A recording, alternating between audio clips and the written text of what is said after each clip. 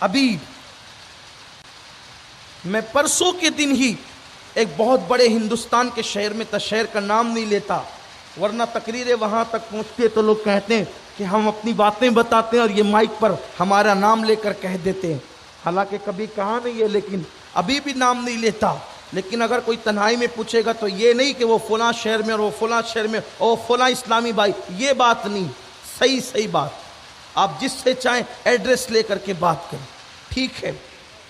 تو ایک اسلامی بھائی نے مجھے بتایا پرسوں کے دن ہی بڑے شہر میں کہ اس کا دوست شادی کو صرف 7 مہینے ہوئے، 7 مہینے شادی کو ہوئے، اب اس کی بیوی کہتی ہے کہ میں نے تیرے ساتھ نہیں رہنا، تیرے ساتھ میں نے نہیں رہنا۔ میں نے کہا کیوں نہیں رہنا ہے؟ تو وہ کہتے ہیں مجھے نہیں رہنا ہے، اس کے تعلقات کسی اور سے۔ میں نے کہا کہاں سے اس کے تعلقات؟ چلیں اپنی بات کرتے ہیں، کچھ معاملات حل کرتے ہیں، اس کو سمجھاتے اس لڑکے کو کہ بھائی جو کسی کے نکاح میں آ گئی ہے اس طرح اس کا گھر مت بگاڑ۔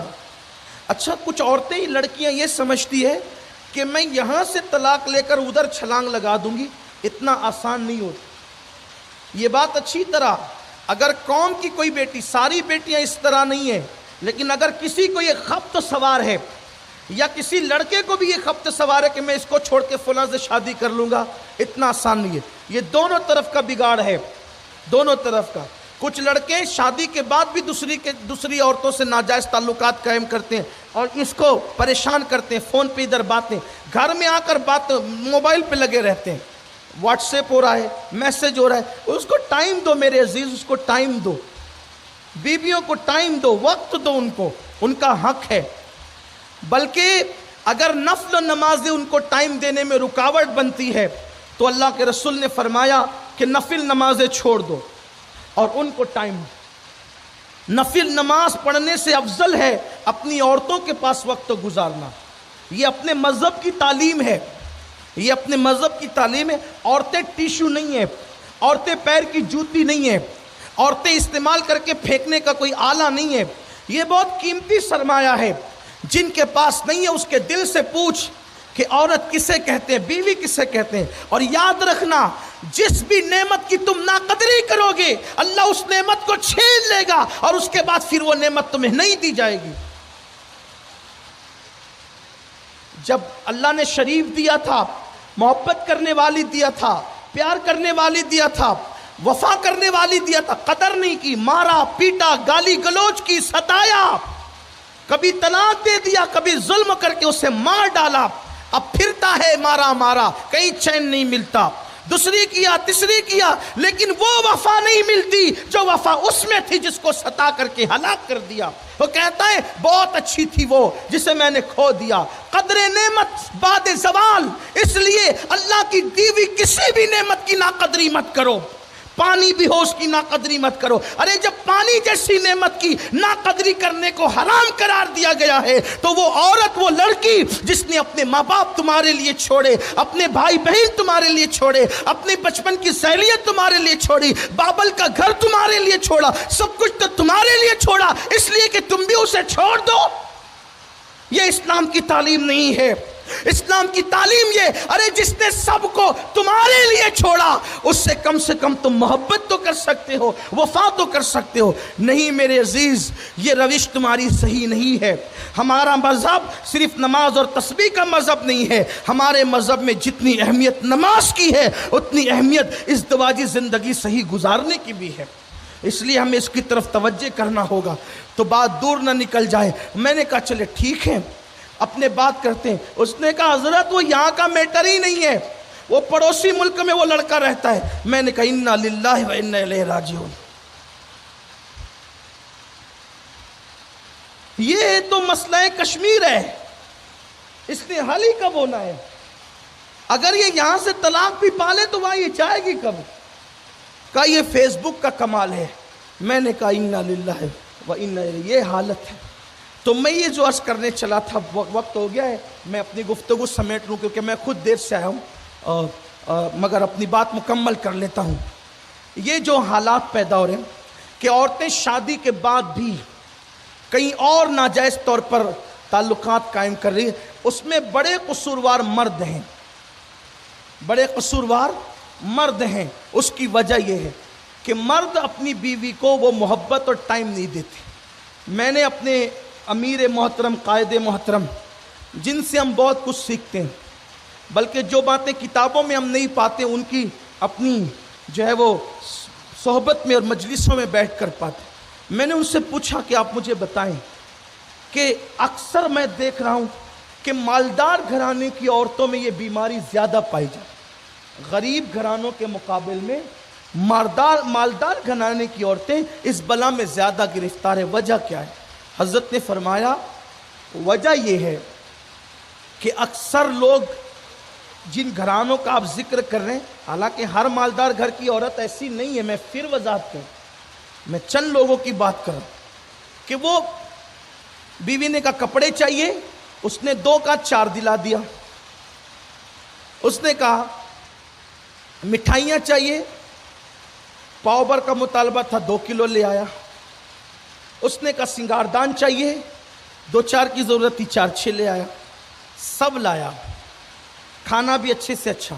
لیکن حضرت نے مجھ سے فرمایا کہ بات اصل یہ ہے کہ ایک عورت کو آپ دولت دے دیں، سونے کا پلنگ دے دیں، سونے سے مراد نیند نہیں بلکہ گولڈ، سونے کا پلنگ دے دیں، زیورات دے دیں، اچھے سے اچھا کھانا دے دیں، اسے سب دے دیں، وہ مطمئن نہیں ہوتی، اس لیے کہ اسے تو شوہر چاہیے. اور بیوی کو جب شوہر مل جاتا ہے اس کو ایسا لگتا ہے جب شوہر بیوی کے پاس آ کر بیٹھتا ہے وہ یہ سمجھتی ہے کہ میں اپنے وقت کی سکندر سے بڑی بادشاہ ہوں، کیونکہ اس کے لیے کل کائنات سے بڑھ کر اگر کوئی چیز ہے تو اس کا شوہر ہے. جس وقت اس کا شوہر اس کے کہنا یہ چاہتا ہوں کہ جس وقت اس کا شوہر ایک بیوی کے سامنے ہوتا ہے اسے یوں لگتا ہے کہ جیسے میں کونین لے کر بیٹھی ہوں.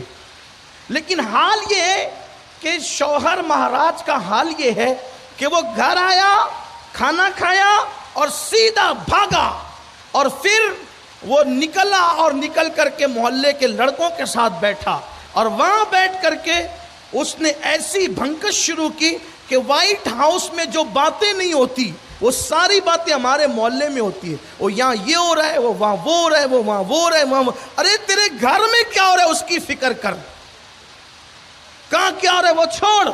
اور رات کے 2-2 3-3 بجے تک وہ بھنکس میں پڑے رہتے ہیں.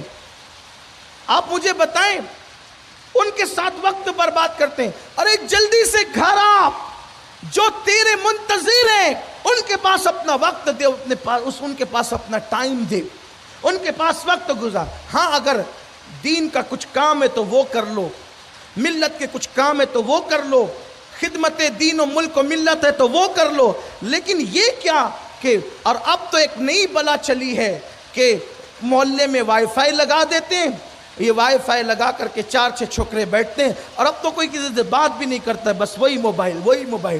ایسا مت کیجئے. یہ موبائل سے آپ محبت کرتے ہیں، توجہ کر لیں، موبائل سے آپ محبت کرتے ہیں، موبائل کبھی آپ سے محبت نہیں کرتا. جو آپ سے محبت نہیں کرتا اس سے اتنا پیار کرتے ہیں آپ.